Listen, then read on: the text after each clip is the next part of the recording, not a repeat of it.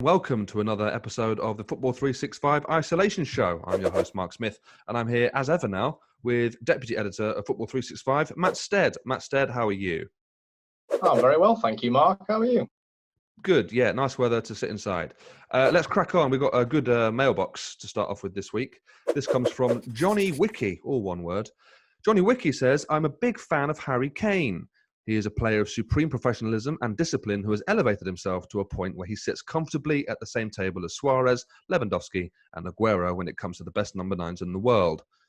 It goes on a bit, then it says, the rumour on Harry Kane to Newcastle seems like a putting of the dots together with the whole Pochettino link. However, I will still entertain this rumour, ... However, I think Kane at this moment in time would prefer a move to a club that is ready to challenge for the title in this moment. And just require I'll do that bit again, you can edit that out. However, I think Harry Kane at this time would prefer a move to a club that is ready to challenge for the title in this moment and just require a spearhead up front before entering battle. Although he does not exactly fit the model of a Guardiola striker, I believe it'd be a fantastic signing for Man City. It'd be a top-tier replacement for the soon-to-be 32-year-old Sergio Aguero.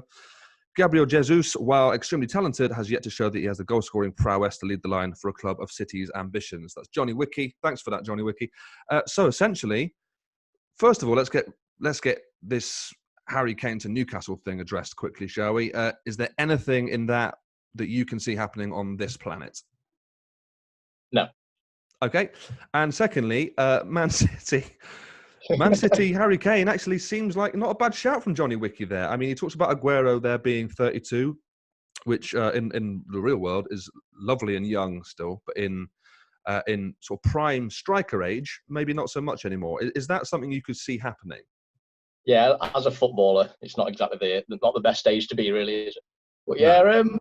it does make sense in terms of, like, say, Aguero's coming towards the end of his time at City. I think he's got another year left on his contract. He's already spoken before about going back to South America to retire there. And you've got Jesus there. He's not really been given that much time as a first teamer with enough games kind of under his belt to prove himself that he'd be able to kind of replace Aguero. I think he is, if he was given more time, if Guardiola could afford to give him more time, he is the perfect striker for City. He's got that. He's similar to Firmino in that kind of. He'll facilitate the other forwards kind of role and bring the wingers in. But I don't know really. I think Kane's a more complete striker without a doubt, and I think you probably are right to put him on a similar kind of pedestal as Lewandowski and Suarez and the other number nines around the world. But I think the only issue with him is his kind of fitness. If he can prove that, then he would be worth whatever money City want to throw at him. But I'm not sure. Really. Yeah. But I mean, Aguero's someone who's had injury issues, hasn't he? He tends to get muscle strains and stuff and misses 3, 4, 5 weeks every season. So it wouldn't be that much of a departure to go for another, high-profile number 9 with similar issues. So they're sort of used to that. But are they two? For me, they are completely different number 9s, Kane and Aguero. Yeah, they're not. They're both finishers, and I think Kane's got more to his all-round game. Really, I know Aguero's improved that under Guardiola over the last few years, but Kane, his passing is like very, very underrated. Yeah. We've seen it for England, especially when he's got those kind of forwards. When he's got Sancho, when he's got Sterling, when he's got players running him behind on the wings, he can play them in absolutely brilliantly. Yeah. Whereas Aguero is more of that. Like I say, he's improved his all-round game under Guardiola, but he's more of a finisher. So yeah, I think you look at it changing the system a bit more if you do sign Kane. Yeah, I think so. I also think that Kane, if I was to pick a number 9 who could lead the line on their own, really, if you're going to have one up front, it's got to be Kane all day. Aguero, as wonderful as he is, and he is one of the best we've ever seen in this league, I felt like his game's got better with Guardiola, but he certainly is someone who benefits from having a player alongside him or a winger who is inverted and coming inside. You know, we've seen it with Sterling the last couple of seasons. We had a strike partner with, Dzeko and Balotelli for a bit and those guys. And I definitely feel like he's someone who he benefits from having defenders' attentions taken away by a partner. And then if you get on the last shoulder, he's away and he's scoring. So it would take, you're right, a different system. Yeah, I think with Kane, I think he's the kind of player you build a team around, if not kind of build the attacking side of the team around. Whereas Aguero, I think he can slot into a team. I don't think he needs one built around him. Yeah. But with Kane, I think you need to kind of have the players, like I say, around him. You see the difference when he plays for England, when he's got those wide, fast players. He can play them in, he can hold the ball up, he can wait for them to run on. Yeah. And he's absolutely sensational in that role. Whereas Aguero, I think you can basically build a team and then slot him in wherever he needs to be, because he is that good. Whereas Kane, I think, although he's a better all-round player, I do think you need to kind of tune everything towards him, really. Is there any chance that Aguero could sign another 2 or 3 year contract, knowing that he's only 32 and he could play in South America until he's much older? Is he the sort of guy who would be happy playing second fiddle, though, for a couple of seasons at City? I think that's the question, isn't it? Yeah, if you've got that transition period, I suppose if they're hoping that Jesus comes through, then you're kind of looking at giving Aguero another year or so, and then you're kind of risking. You need to kind of balance that game time between the two, because if you give Aguero all the games, then Jesus is going to be coming in cold, and he's going to be starting for a team who's challenging for Premier League titles, Champions League titles, and he won't be good enough. So you need to balance that. I think there's a chance that he could get maybe another season contract extension out of him with everything that's gone on. I don't think he'll want to end it like this, but he'll have to wait, I think. Yeah. Right, moving on. Thanks, Johnny Wiki, by the way, for the email. Moving on, you wrote an article for Football365 recently, Matt Stead, and it was about the most overrated players in football history, and it got a bit of traction, as you can imagine. So I thought what we could do today to finish off the show is pick not a full 11, we'll do a 5-a-side of who you think are the most overrated players. You can have any formation you want, but you must have a goalkeeper. Matt, why don't you go first? I've got my team here. You go first with your keeper, and we'll do it like that, shall we? Who's your keeper, Matt? Yeah. Well, as my keeper, I think when you consider the best keepers in the world, you've got a few obvious names. Like all time, you've got like Buffon, you've got Dino Zoff, keepers like that. My keeper, I've gone for Iker Casillas. Okay, yes, good. Man who won 1,000 trophies a year for about 25 years. Yes. Go on, why? This bloke in his spare bedroom is calling me. Well, yeah, but you know what, though? We don't really have to preface it. Everyone knows that the only time we're talking about overrated players are players that are so good that they have been rated incredibly highly. This is just, we're having a little look at it and just trying to work out, will they maybe just pitch that too high? We're not slagging anyone off, nothing like that. You don't need to preface it too much. Go on, then. So you've got Casillas. Tell me why. I think in terms of what he won, I think that kind of obfuscates how good he was, because he played in one of the greatest teams ever in terms of the Spain side. He kind of broke through at the right time in the Real Madrid team when they were winning Champions Leagues and stuff like that. I think if you set him back another 10 years or set him forward another 10 years, I don't think he'd be anywhere near as acclaimed as he is, really. Like I say, when you consider the best keepers in the world, a lot of people would name him, and I don't think he was brilliant, obviously, but I don't think he's on that level of a Buffon or anyone like that. No, I don't think so either. It is difficult, though, isn't it, when they've won the biggest trophies in the world? But it's like having a Barcelona centre-back when you had Pep, but they didn't need to defend at any point. So, does it matter who you have exactly. There? Yeah, that's it. And there's like, I think he probably peaked at around 2010 when Spain won the World Cup. And then he kept his place for the national team for another 4 or 5 years after that, when people like De Gea were coming through, when Valdez was probably outperforming at Barcelona. But I think he was that important in the dressing room that they kind of kept him in there, where I don't think he really warranted his place at Spain at that point. No. Okay. I've gone for Hugo Lloris, another World Cup winner, World Cup winning captain. I mean, his biggest contribution in that World Cup, I think, was a terrible error in the final. He's someone who seems to really divide opinions. Spurs fans, I know, half of them think he's something incredibly special, and the other half just think, I do not understand why he's there. And I'm definitely in the latter camp. I understand that he's good at organising a defence.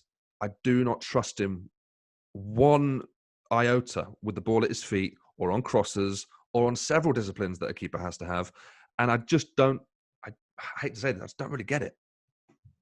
Yeah, I think you're right. I especially wouldn't trust him at 5-a-side, because, like you say, he's got very dodgy feet, hasn't he? Yeah. I don't know, really. I think there was a period, maybe a few months, maybe up to a year, where he was one of the two best keepers in the Premier League alongside De Gea when Yeah. Spurs were challenging for the title. Yeah. But I think he's lived off that for a bit too long, and I think Spurs have been too slow to replace him, really. Yeah, I think so.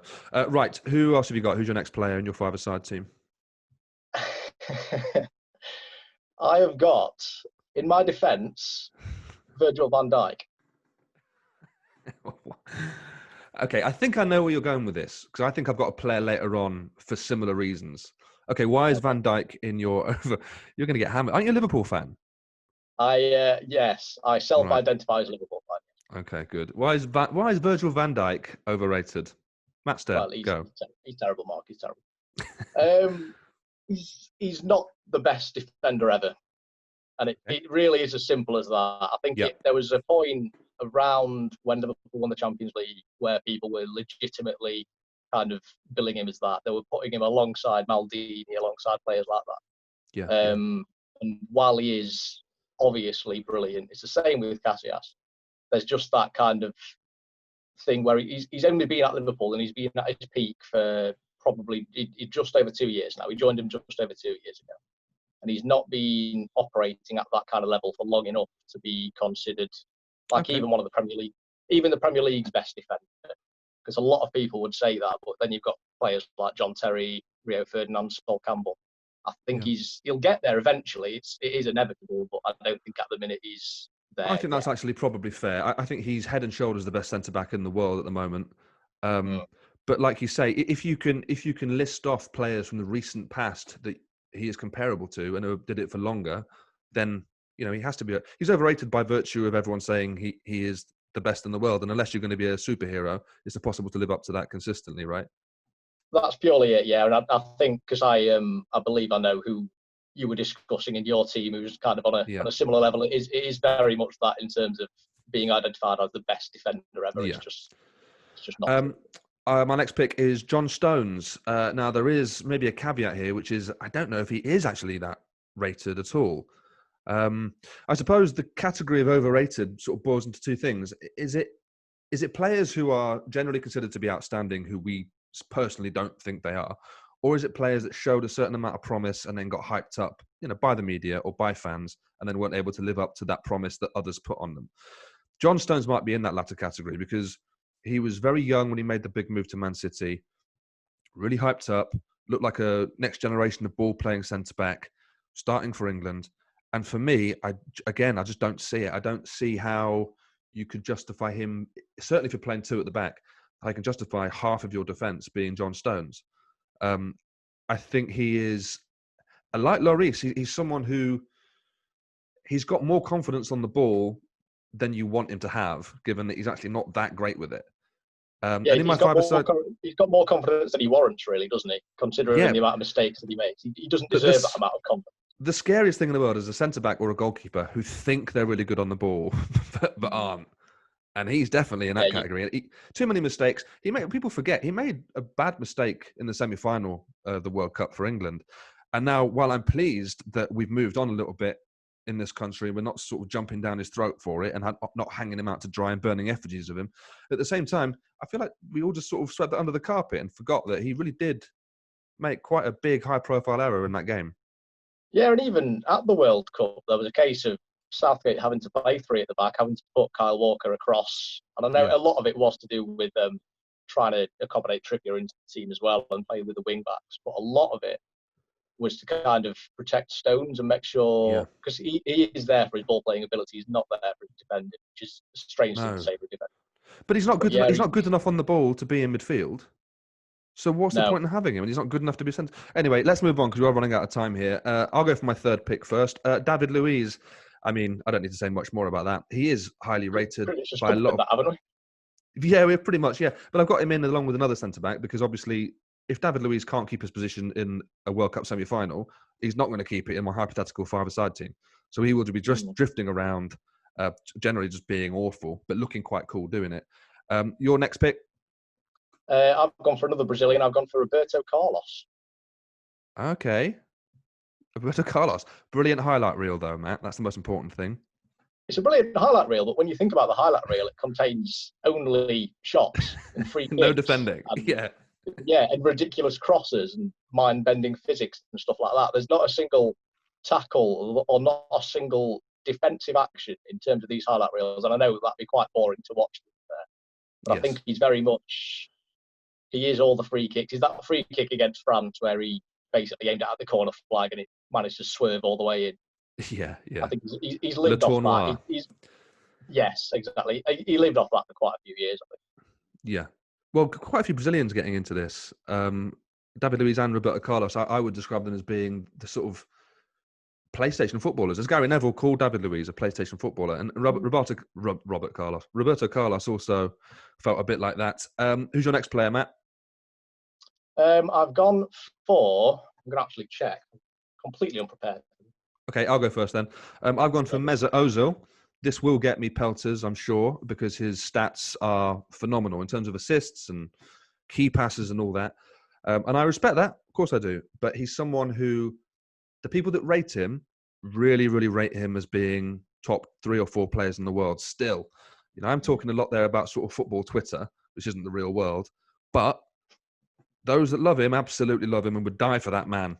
I do like him. I think he is a good player. He doesn't turn up in the big games enough for me. And I know that, you know, look at his running stats. He does run, but he doesn't look. He just has that gait about him, doesn't he? He has that gait which suggests he's quite languid, quite relaxed. And when you're losing at home, that's not what you want to see. Right, what's your next player, Matt? I've checked, and it's another controversial one. I've managed to annoy the Liverpool fans, so now I'm going to go for the Manchester United ones, and I've gone for Paul Scholes. Paul Scholes, okay, great. Why have you gone for Paul Scholes? I've gone for Paul Scholes. It's a similar thing to the Van Dijk thing, only vaguely different in terms of Scholes when he was playing. I don't think he was overrated, but Right. Scholes in his retirement, with all the quotes from like Zidane saying he's the best midfielder ever, and Xavi saying similar, Thierry Henry saying he was the best Premier League player ever. I think he's been so overhyped since he retired and so kind of overblown. Like I say, he was obviously a brilliant midfielder, but I mean, one of the main facets of being a midfielder is to tackle. And one of the longest running jokes in football is that Paul Scholes can't tackle. Yes, that's fair. I think that's fair. It is strange, isn't it? He has. It normally takes a player 20 or 30 years after retirement to get this sort of love in. It's something that I suspect Wayne Rooney will have in sort of 15 years. Underappreciated at the time of playing, and then people grow to love him more. But Scholes seems to have happened overnight almost. Right, my final player, and this is very similar to your Van Dijk one. I mean, ridiculously, really. I've gone for Pele. Have you heard of him? Pele, ex-Southampton striker. Yeah, I think it's him. Pele. That's the one, isn't it?